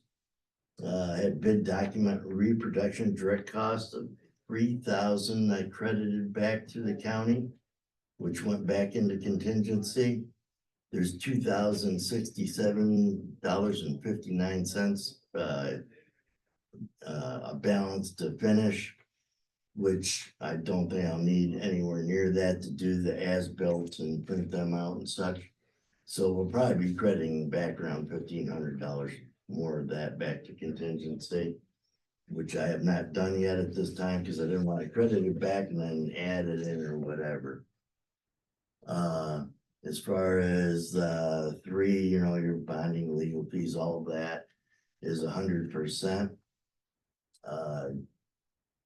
General construction, I don't have any invoices this month for them. Under project expenses, job toilet. I just met with him and he took one of them off site. I left one there because I don't want anybody using the inside toilets, but county.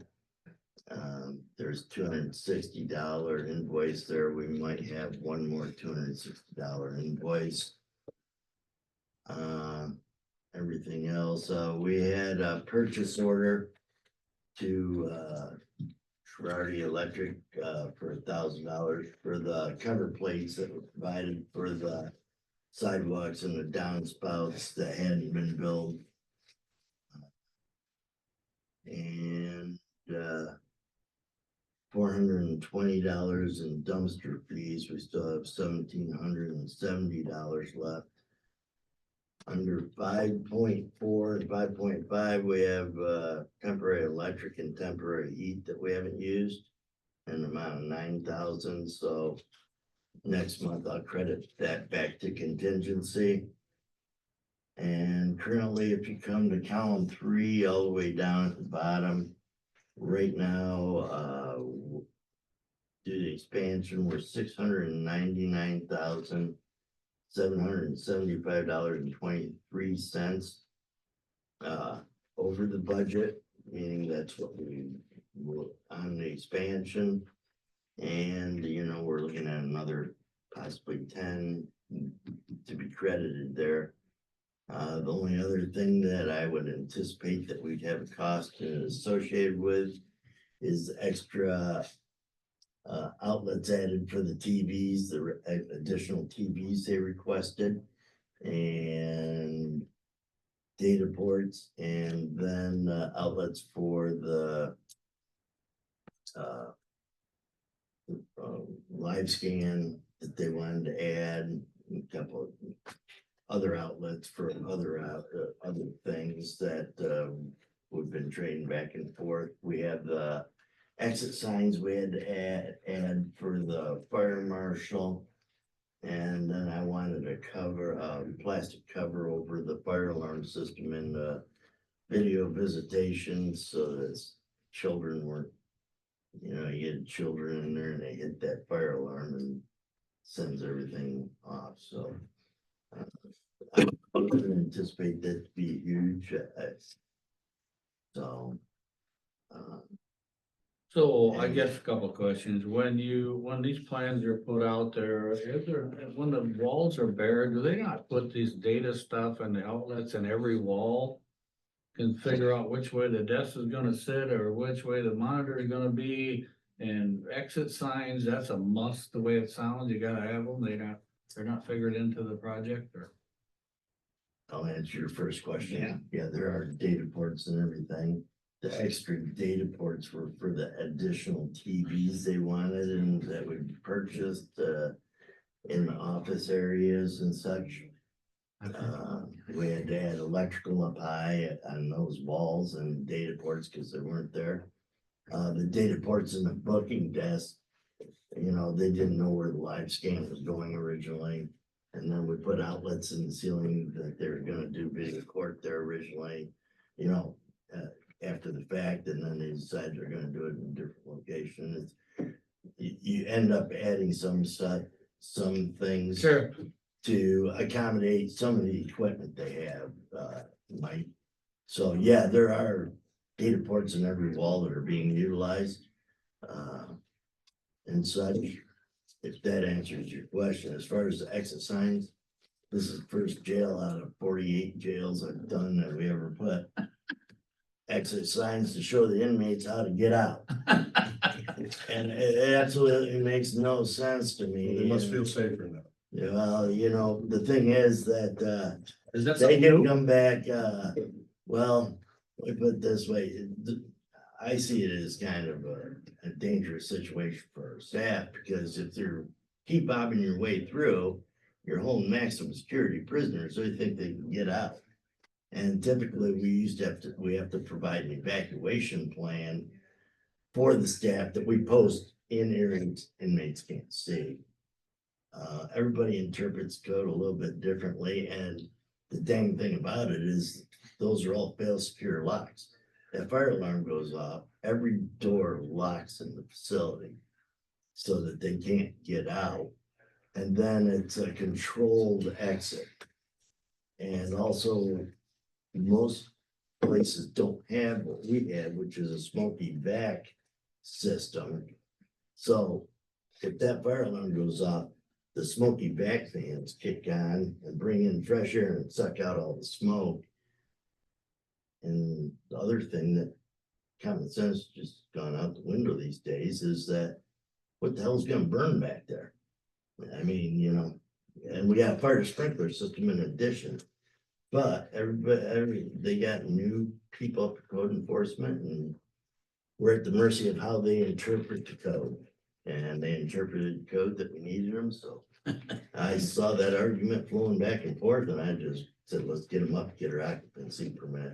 We're losing money, not putting them up, so I would, that's right, Mike, but they can come back and tell me to put a smoke sensor or a heat sensor. It's not unusual that some things get missed in the preliminary reviews up there, and when they say you gotta have it, you gotta have it. So can we officially set the open house for the 13th and 14th of September? Got to, yes. Okay, I make that motion. that, okay, I don't know if we can do that right now, then. what? Without me looking at my planner, sure. I know I can't do it on the 11th. I can tell you that. Okay, did you give them the slipstream and stuff? You did. Put it in the paper. No. right? Okay. I probably will not be there. Next question, I guess that never really happens. Are you guys okay with that? I'm not around. I'm in Wisconsin. Okay with you? Kind of like to be around, but Well, it's one of those things, I think the next weekend. There was something about the. What's this? The 21st. I'll explain it. Hmm. It's money. Money, give it back. No, it's money coming to us. the 14th does not. Okay, so I have a couple things. I'll go through the slipstream first. You have a motion on the table, correct? Can I do that? I don't know, it just says for pay up, it doesn't say, so I don't know if I can make a motion to do that. Do we need a motion to set open house? No, I'm just saying, he started, I mean. Then I was like, oh, I can't, it's not on the agenda. Do you rescind your motion? It does for lack of a second. did we approve the application? Nope. No, so we have an invoice this month for $16,041. I guess I'd recommend that we approve pay app for August 1st. Is it 16,041 cents? Is that what I'm reading? Yep, Thought you said dollars, 16, $41. could have. I've been kind of busy, Mike. I get it. Which is it? It's 41 cents. $16,000. 41 cents. 41 cents. They moved. Second. I got a motion and a second to approve the pay app for $16,000.41 as presented. All those in favor say aye. Aye opposed, same sign. Motion carried. Maybe recess or two. Yes, please. Two, okay. So. I'll start going over the slipstream while you sign these three, Mike. Okay, Slipstream is WPPI. Basically for rebates for utilities. And so I received this and I've been working with a Peggy Heish. And what they need is all the receipts for the lighting and for some of the gas units. I'm gonna send her product data too, so that I have a backup with it. As you go through, this is what they've identified as estimated incentives for sending to the county for rebates. It looked like lighting was $508 and parking garage canopy soffit LED lighting $144 and downlight LED $20. I'm gonna check on it because I would think that the occupancy sensors located in the jail should be a portion of the rebate. So all in all, you're looking at paying off the facility in the amount of $600 for that. Then it goes to gas, HVAC and plumbing incentives.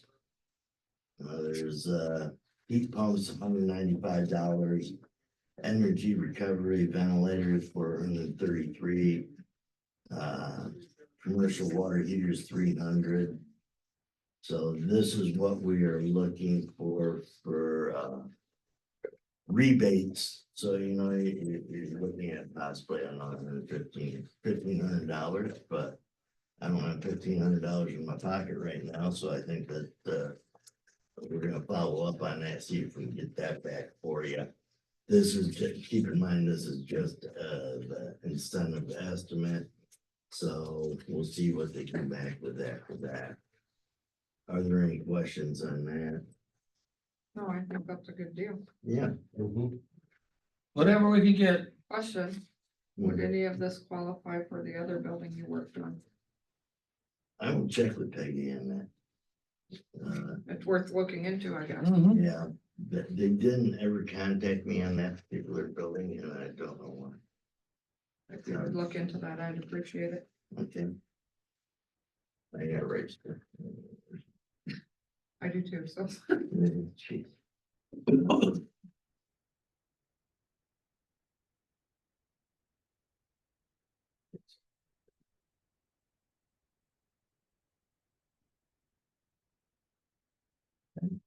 Well, there was nothing on them two that you needed signed, correct? No, No, the second one on. this is just informational. That one's informational. The second one I have here for Diesel Brothers. Typically I'll request a maintenance agreement with the contractor that installed the units. One thing it does is maintain warranties. With them working on it, the system is not an easy system, it's a complicated system. So I wanted to get a price to change the filters and you know, check over the system. By them 2 times per year. And you go through, they got the rooftop units, clean the coils and stuff and replace filters. And there's a ton of filters on this. There's probably 50 filters. Furnace carrier, condensing unit carrier. They have that. They picked up the energy recovery ventilators. And then the variable refrigerant outdoor units. 20 outdoor Samsung units. And the ductless mini split systems.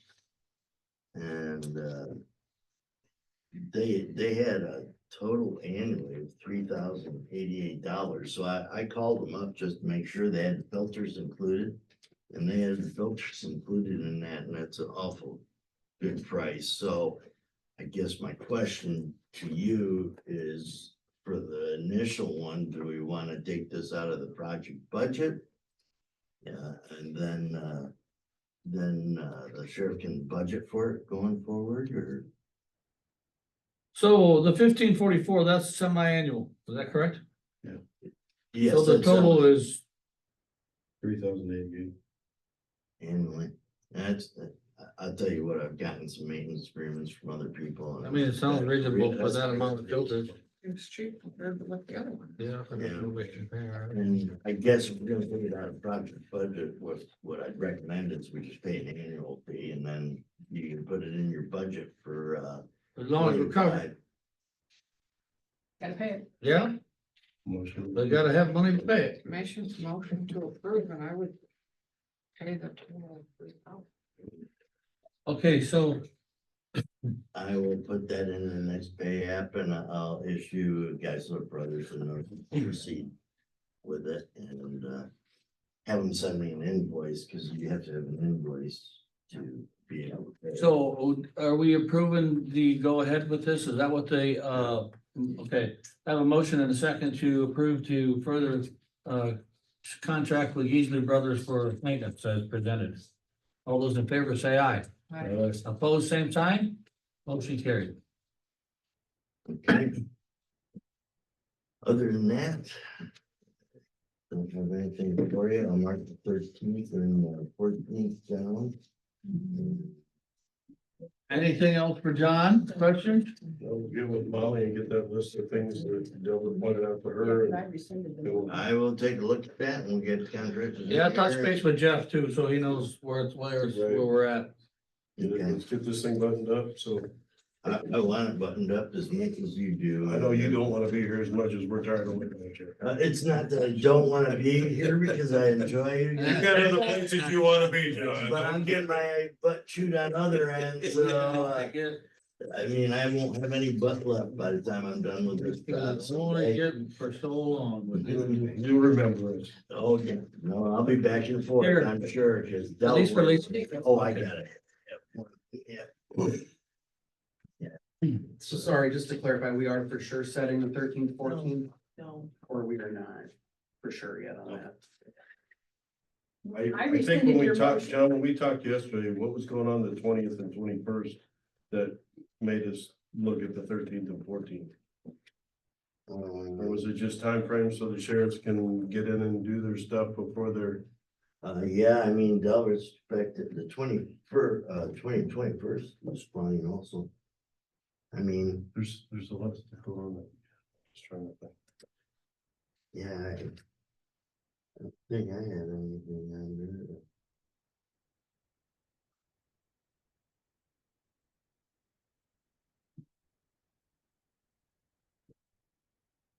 No, I don't have anything personal.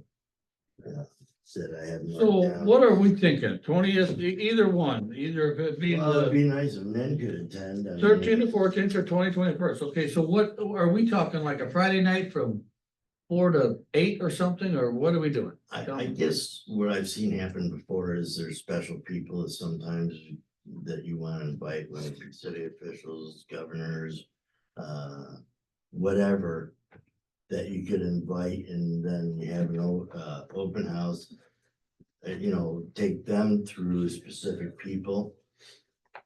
And then the 21st, you know, that'd be public. I usually don't do that. Typically, that's one day event, and I would assume you're gonna probably have like close to 800 to 1,000 people through this facility. They're gonna be very interested in getting through it. And you know, I have to work with Andrew and Sheriff. We gotta set up some routes and Sheriff needs to set up people, of course, to take them through, because Again, are we looking? What time frame on a Friday night, what time frame on the Saturday? I would say that you have to limit it somehow. I've seen them go from 10 to 4, something like that. On a Saturday? On a Saturday, you know, for the public. Yeah. 10 to 4, you want enough people to get through it. There's a few people afterwards, you know. And you know, it's taken through, but try to put some type of limit on what you do. Fine. I mean, you usually do a presentation of some. On sort Friday of night, that it's 4 time. to 4 to 4 to 7, 4 to 6. Yeah, it depends on how many people you're planning on inviting. You really only have to do it one day, but Well, I think we'll do it a Friday night and we'll do it Saturday. okay. So, Luann, are you writing all this down? That means You hear us every other time. What? But here's the thing, Oh, are you you gonna get do email the before that. ribbon cutting when the special people are there, or are you gonna do the ribbon cutting when you let the public there? I would recommend looking at public there, they're the ones supported it, and if they wanna, if the people that you invite wanna be available for the ribbon cutting, I guess, either that or we can do a little speech form and And be here, you know, like Friday night, do a little speech for them and then. Or do do it. you do just like the Saturday and from 9 to 10 is your special people and at 10 o'clock you do the ribbon cutting and then it's open to the public at 10 to, Go for it. I don't know, I'm just throwing something out there. Sounds good. to Because me. What do you ideally- think, you guys? Ideally, I would think you would want your special Your people for the building. ribbon cutting, but I agree that the public who is supporting it need to be there. Yeah, So if you say Fridays for the special people, then and who do you? I hate to call them See, special people, Who's special? Yeah, if you're that's gonna what have I'm like worried about. mayors is- I would rather have it one day, so we're not paying overtime or extra Right. for 2 days, so let's do the 9 to 3 with 9 to 10 being for the special people, 10 o'clock ceremony, then we do tours afterwards or whatever. Typically what I'd see, you know, you don't wanna consider somebody special and leave somebody out, is my opinion. agree. And, you know, sometimes if you have a governor that stood behind it or something like that, or, you know, that you wanna invite, that would be the time. that So you let's invite just those do people. this. We'll start it at 9 and we will have the ribbon cutting at 10. Whoever wants to show will show. William? Fine, 20. Up first. Saturday? 21st. 21st.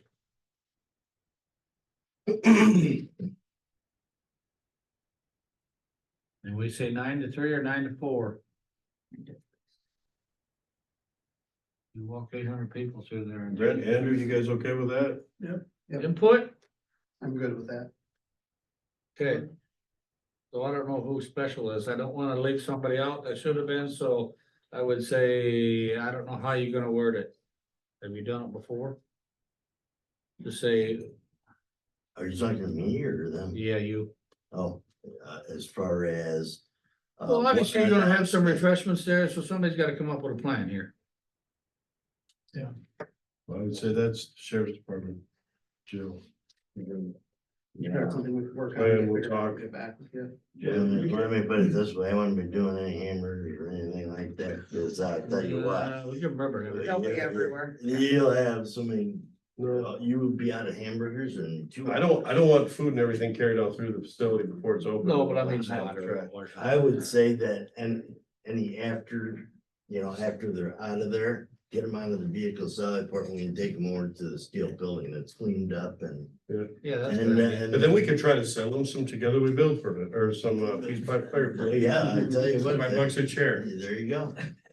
Charge a fee to get out. Take a chair. Take a chair. Take a chair. Fee to get in, fee to get up. There Fee you go. to get in. Yeah. I don't know if you're planning a celebrity lockdown or anything like that. I mean, I've seen that before, but, All right, thanks, Joe. some people have asked me in the hardware store, cause I seem to be quite well known there. If they're gonna have a celebrity lockdown, cause they had several people they want to put in there, so. As a fundraiser, you mean, or? what? Yeah, Okay, we'll discuss that. yeah, Thanks. okay. Have Let a the great blocks day. work and and they'll- I'll if be they walk done. in, you can click them. Stronghold, stronghold. Thanks, John. Thanks. All right. Let's see. Would you like to still yield? All right. Jack, Lene, you're on board. Our Jackson County Coordinator of Disability Services, Lene Birkin and Jack Willie. You're on the board. Good morning. Good morning, thank you. Yes. So we're here today to recap, what happened yesterday at the governing board meeting. Myself and Jack was able to attend in person and then was able to attend virtually. So that was good. So David Farmer, he reviewed the financials. And for the FY 24 and FY 25. FY 24, we are currently at a deficit. Well, I read that, you know, and all of a sudden we were trying to get down to this 5% or whatever the heck it was for years and years and years, and now we're at a deficit. Yes. So and that's kind of the problem. Is there a projection out there that we should have seen that coming, or David should have, or somebody? Or is it just snowballing it all of a sudden? Well, one of the things is they thought they would be able to get some money from the incentive fund. Because one of the things that the region did is they paid $500,000 in benefits to people for, I wrote it down, Medicaid, because they were being cut off. And so that was one of the reasons that we were over with the budget. Did I But see we that thought that we was would- we denied thought- though? Huh? Did I see that that was denied? Well, we have to do some more work on it. Yeah. Lori thought she had everything in order, and one of the things that Kelly Garcia sent back was the budget and the expense, and the one thing that she didn't include in that was what our revenue was. And so we're still working on that, and Lori is kind of frustrated about it because the incentive fund was created for this particular situation. But now Kelly Garcia is, has a hold on it. So we'll have to get some more information to her and get more information from her. And it sounds like she's wanting, monthly budget information and budgeting so that she can kind of see exactly. Well, I think that makes sense, you know, I mean. But she if you already hand gets somebody that. $500,000. She already gets Yeah. that. Yeah. So it's kind of, It's in addition to, Yeah, so we're yeah. duplicating. I seen her response too, and I thought, well, you gotta gather some more stuff. Wait, look, Sarah. I think that kind of threw Lori for a loop because she thought she submitted everything she needed to submit. And then she gets this response back, and so she's got a lot of additional chores to take care of. Okay, One of the big things we had yesterday is May Hinchin, the East Central Regional Coordinator, the same as Lori is for ours. She came down and we had a really good discussion with her about how we're gonna move forward. And she is going to, her and Lori are both going to make an appointment with the board here to come and discuss things and talk about how we're gonna head to the future. But really sharp lady. I'd say maybe not quite as sharp as Lori, but that's not nice. She was very, very informative. And one of the things we talked about is that the new governing board will be a 10-member board. But they really won't be making policy. And so we're really trying to figure out exactly what their responsibilities are going to be. In addition to that, so when they apply, they're gonna be applying either for the 28E agreement or the 501c3. And either which way they go, I think she mentioned there'd have to be two governing board, there'd be one governing board and then one advisory board, and that there'd be kind of two separate pieces. Did you get that? Yes, yeah. And then, also with that, she wants to get a retreat put together with the current, governing boards for all the regions to get together one day and kind of talk about the future of the program and where we can go from here. so would Kelly be in on that also? I mean, to get them Kelly all, Garcia, yeah, I don't know. well, you know, I guess, how do you plan the future without whoever's telling you yeah or nay that if you're not there? Yeah. Well, and I think the big thing that we're gonna be waiting for is when that RFP comes out, and that's not gonna come out till September 30th. And then that's gonna be kind of the bones of what the agency that can apply to be the ASO, what they can do. So then they'll have probably, they thought maybe 5 to 6 weeks will probably be the time frame to get an application submitted to apply for that position. And then that would be decided on December 31st. Is that the new map you have there, Jack? This is the new map, and then it also has the population per district. I'd like a copy of that. That's why I brought it. I mean, I seen it in the email and it was nothing that we've ever seen before. It's completely different than all the. Oh, All the other absolutely. maps. Yeah. This was not a map that anybody saw. And our population for our region Wow. is 1,038,782 people. The next closest is the one with Des Moines, that's 924,420. And when we first started this whole process, Lori thought we'd be kind of safe because they were talking about 300 to 325 population per district, and we're over 1 million. Did they give any justification for that, or is Nope. it just like, This here it is? This is the way the map came out. And nobody had seen it till And it who came out. decided that now? So that would have been, The mayor, the governor, Garcia's office. and the HHS office. and they Kelly did, Garcia. they did have those meetings, for people to put their input on the map, Yes. but this was never even given as an option Option of- prior to. Of one of the maps to put an input in on. Right, right. Yeah, because when they had the town hall meetings, you could zoom in, and I zoomed in, Yeah. and they never talked about this at all. So when this came out, it was a complete surprise to everybody. I apologize. Can you tell me who May Hinchin is again? She is the coordinator of services. She's Lori Elam in the East Central region. And East Central is which one? It's part of us now. Yeah, Yeah. so the two are combined and make one? Well, they're actually, Or they split them up? there's actually 4 regions that are parts of this. All of us. So there's four of them in our region right now. 4 district coordinators. Pieces of them. Pieces. So, we're the only region that stayed fully intact. Yep. So even May lost some, but yes, that's how many. So with this whole, so I guess I look at Lori and May's positions. Is that kind of in flux on who takes over the new district come July 1st? Well, I think we're gonna have a joint meeting. The boards to talk about that and to talk about, they had talked about possibly applying for the ASO.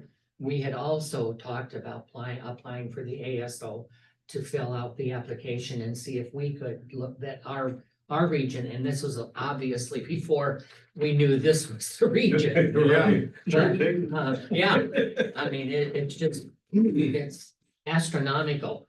Well, to accommodate that kind of population. I think you need enough people to. They said that this first, right now, it's, the focus is on transition.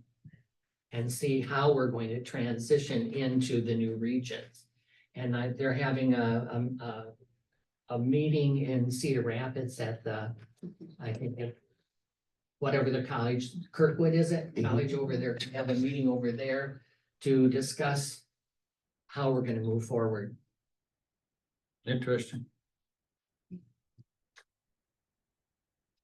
You got more notes there, okay? Well, I said Lou and May are gonna come to your supervisors meeting. It's a 10-member administrative advisory board.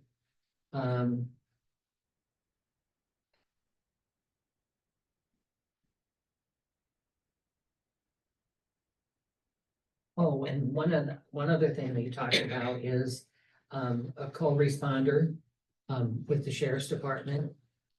Jackson County will be getting one next week. They had the interview. Yeah, they had the interview and they'll be making an offer to that. And where are they located?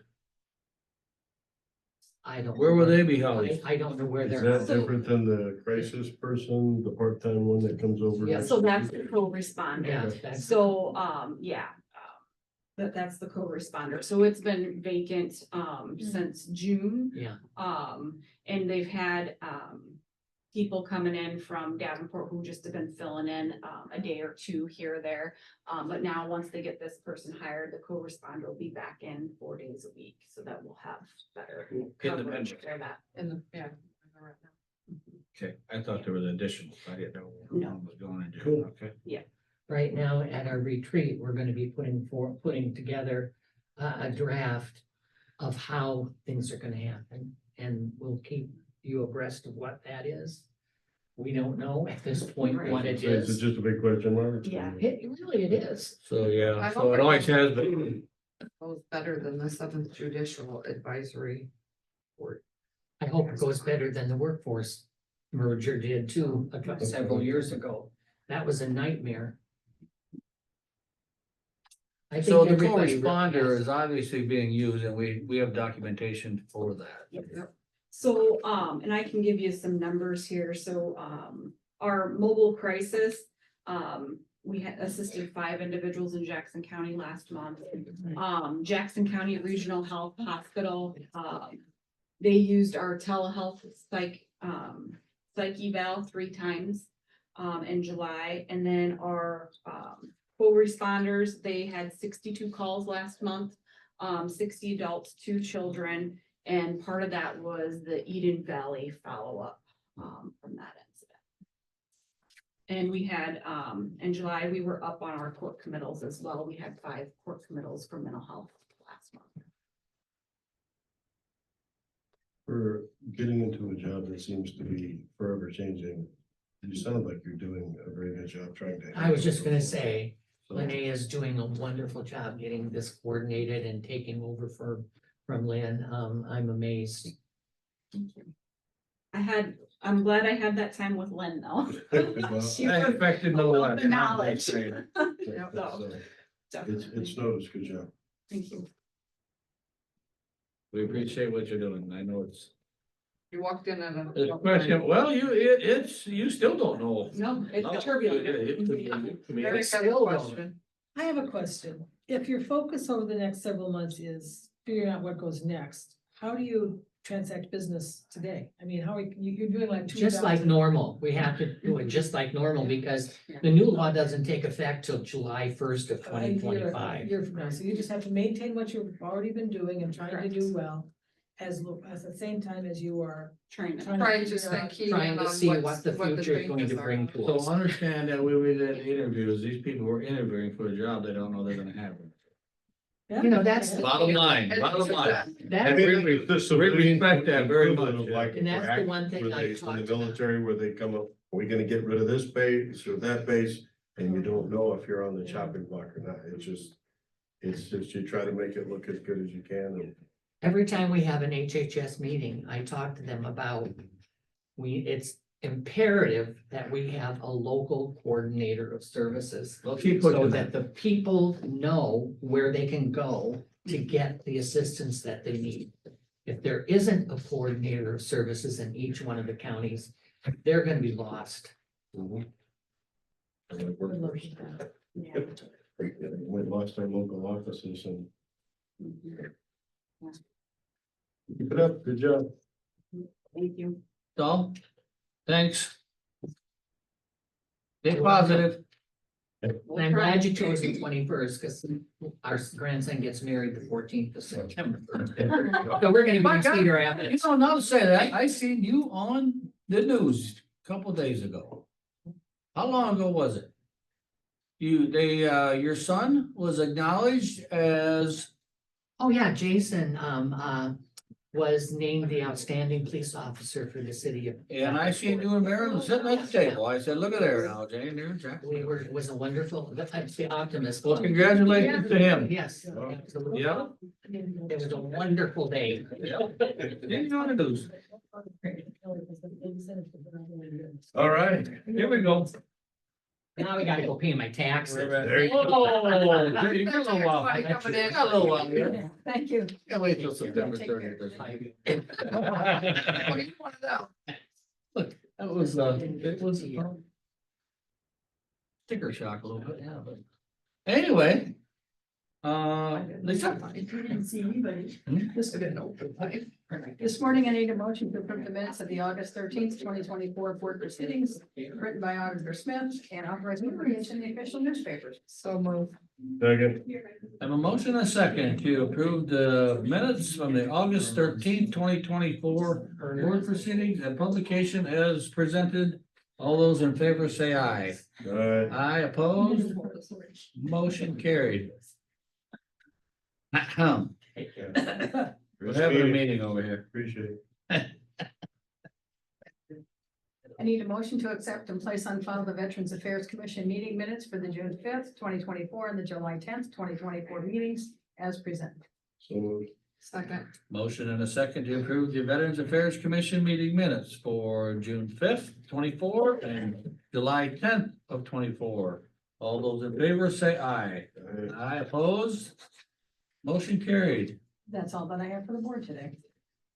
Okay, thank you, Lisa. Thank you. And Luann, are you available? Yeah.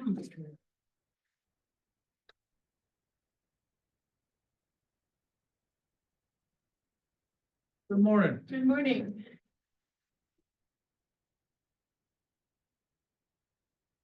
All right. This afternoon, Mike, you have a Isaac's board meeting in Des Moines, and it's been at 5 o'clock, but this time they do an extra meeting ahead of time, so it's like at 4:15. Directors and nomination committee is at Nomination committee. 4:15. Yep. 5 o'clock tonight is a conservation board meeting. Have they finally decided where it is? Because they still haven't told me, but Yeah, Buzzard Ridge, I thought I read Oh, somewhere. Buzzard Ridge and Emmeline, yes, in one school. So I probably won't be attending. I was gonna say, it could be a travel night. Traveling. Yeah.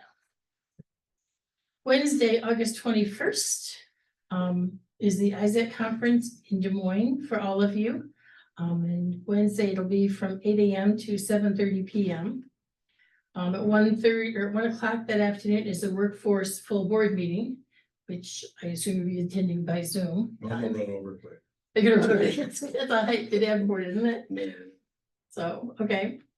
Thursday, August 22nd is the second day of the ISAC conference in Des Moines. At noon, was gonna be a Bellevue Leadership Committee. I believe they just canceled that. This morning? This morning, Okay. because they had too many conflicts. I sent him an email, said I would be, the best I could do was zoom in, but I didn't guarantee it. I believe you weren't the only one that had a conflict, so Yeah, I think they it- canceled it this morning. But at 5:30, Thursday night is the HACAP meeting for you, Mike. With, it's Zoom by Zoom. I already talked to them also too. Friday, August 23rd is the last day of the Isaac conference, and it's usually just a half day until noon. Monday, August 26th at 4 PM is an early childhood Iowa council meeting in DeWitt by Zoom for noon. And at 7 o'clock that night is a Board of Adjustment meeting, in the community room downstairs or by Zoom for any of you that want to attend that. Our next regular meeting will be on Tuesday, August 27th at 9 AM. I believe that's all the business I have for you today. Okay, well, we appreciate it. Keep us on schedule. Any boards or commission reports? We got 3, Water Management Authority. We met, everything's going good. They did, last year they got a $250,000 cover crop grant. And they've been they held something, field day out at that farm. And they talked about it over by Earlville, and then from that, they got 12 applications for cover crop program that they can use. So that's going good. Aaron did a river cleanup over on Indian Creek and Cedar Rapids. They had 13 people. They covered over 2 miles of the creek, and it went well, and that was her way to get her feet wet as she tries to bring that into our watershed and start focusing on some of the rivers and streams that she's doing.